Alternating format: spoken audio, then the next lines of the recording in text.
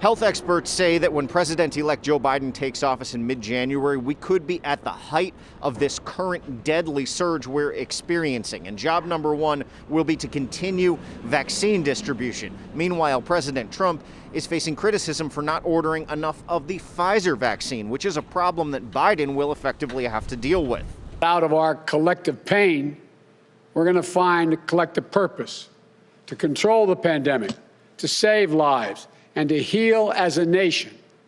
Today, I'm pleased to announce a team that is going to do just that. President-elect Biden's team will include California Attorney General Xavier Becerra as Secretary of Health, Dr. Vivek Murthy as Surgeon General, a position he held under President Obama, and Dr. Rochelle Walensky as Director of the Centers for Disease Control. There will also be advisors and coordinators specific to the pandemic, including Dr. Anthony Fauci, the nation's top infectious disease expert. They'll lead the COVID-19 response across the government to accelerate testing, fix our supply chain, and distribute the vaccine. Biden called on the Trump administration to immediately begin scaling up vaccine production and acquiring as much vaccine as possible.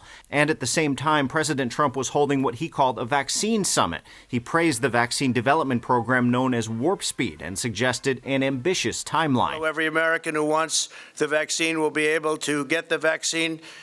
And we think by spring we're going to be in a position that nobody would have believed possible just a few months ago. But two of the most promising vaccine makers, Pfizer and Moderna, declined to attend the event out of concern it was too political. The New York Times reports Pfizer, which is on the verge of having its vaccine approved, offered to sell the United States more doses a few months ago. The Times reports the Trump administration turned down the offer. Trump's press secretary flatly denies the claim, saying the country will secure more vaccine from other drug makers. Still, the president signed an executive order today aiming to prioritize the shipment of coronavirus vaccine to Americans over other nations. Now, if necessary, I told you we'll invoke the Defense Production Act, but we don't think it'll be necessary. If it is, it's a very powerful act.